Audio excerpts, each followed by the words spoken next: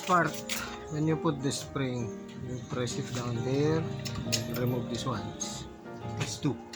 Just loosen the nuts and remove it like that. So it will be easy for you to remove this. Okay, like that. When you put it back, you just hook at here. Just put it down, and there's a hole in there. So the tension will be alright. Look at that. Now it's very high. You have to put this here, so it will regulate the height that you need for the squeegee. Okay. Now still high. The blade of the squeegee should be at an inch or less, so you can regulate it here. You tighten these nuts and it will bring it down. Now when it's closer, you have the handle here, because when you press it like this, then it will go up. You put it higher like that, and then you push it back, the ink will go back. When you put the frame here, what you need is you have to put it in the middle of this clamp. Right now it's not in the middle, so what we do is like this. I pull it back so it will be balanced. That's about the center of it. Now if you want this fixed, you have to move the frame, but I want it here. Now we have to align the blade. What we do is loosen here, so we can move it sideways. Now that it's loose, you can move it sideways like this, right? What we do is we put the blade as close as here, because the image is in this side.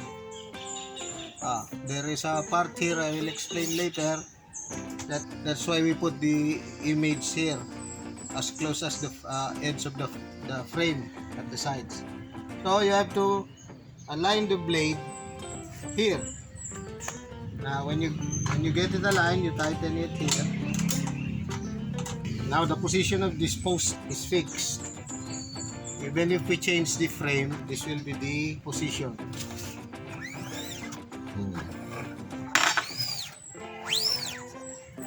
Not that close yet. This also can make this one twist, so you can level it like this. Okay. Now looking at the side, you can see that the frame is lowered here in the side. We can adjust it from here. Just loosen these screws here, these bolts, and you find the level for it. Okay, you just pull it up. Now you see it's now parallel with the table, and then secure it with your tools later. So that's it. You can see the level now. Before we print, we should cover the other design, okay? Because our frame is with two designs. Sometimes we got 4 designs. What we do is we cut some cellophane or acetate, we tape it this.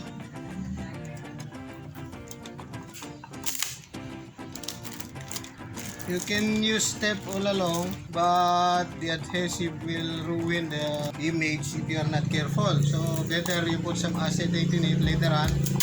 There will be less adhesive in the surface. Okay.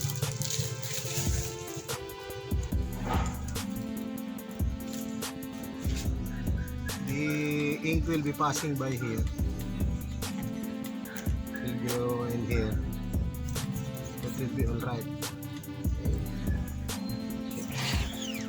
That's it.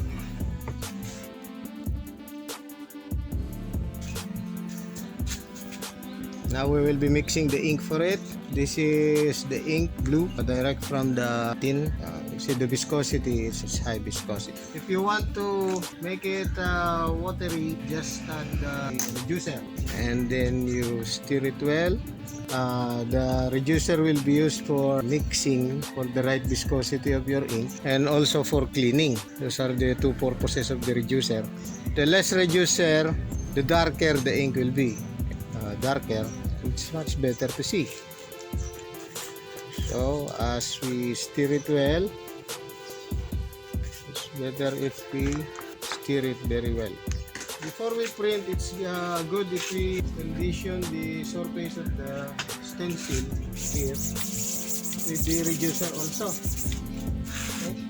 This is the first time. Just wipe some of the reducer there and here at the bottom. Now we put the ink just before the image. Just this one. Later on, when you will be printing so many, it will be filled. Okay, what we do first is flood it. See? Flood it. Now we put the cup. We put it as close as the place. And a simple press like this and then pull. And put it back. Let's see the outcome. Okay, there's your print. Now I pressed it very lightly. Okay, better press it harder here. But sometimes the level of the squeegee also depends on it. So let's try this.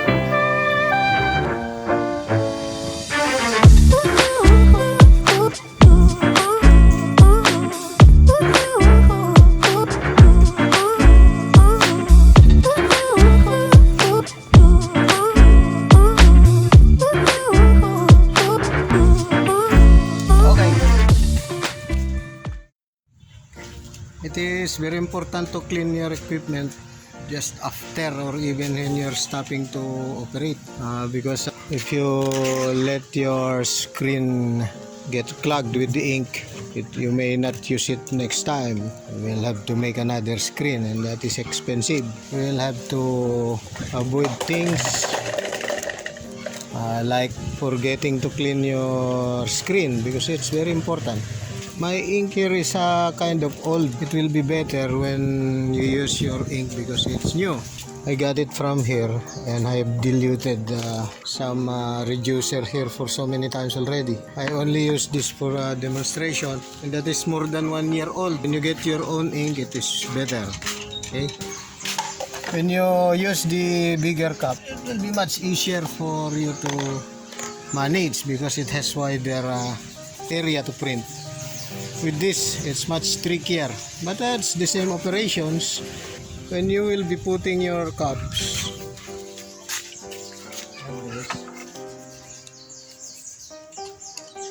what will happen is you will be adjusting forward or backward with this, as long as where you will align the image of the print. The trick of putting it, you have your open range like this. You just remove it from here if you want to replace it. Now you replace it like this. But as deep as it is. When you get to the end, you have to tighten it here as secure as you can. Now you test the spin. Okay, so the spin is good. If it's too tight, you can loosen it from here at the back. Okay, you have 2 nuts here. If you get the correct distance, it will be spinning good. If it's wobbly, especially when the angle is different, you can press it. You can make hilot.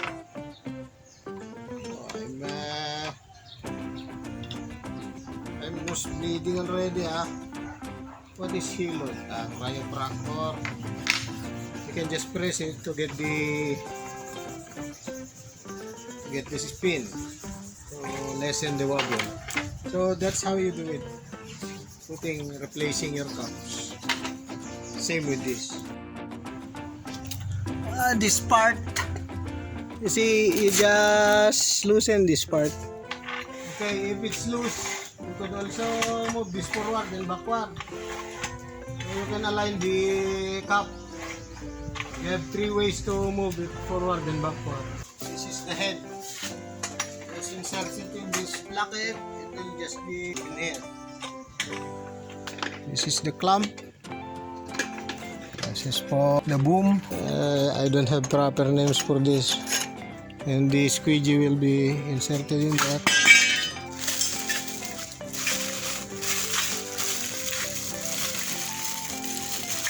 We are packing it right now. These are all the parts. These are your 2 frames. And your 3 cups, the scissors, and then the scissor. This is the cup holder.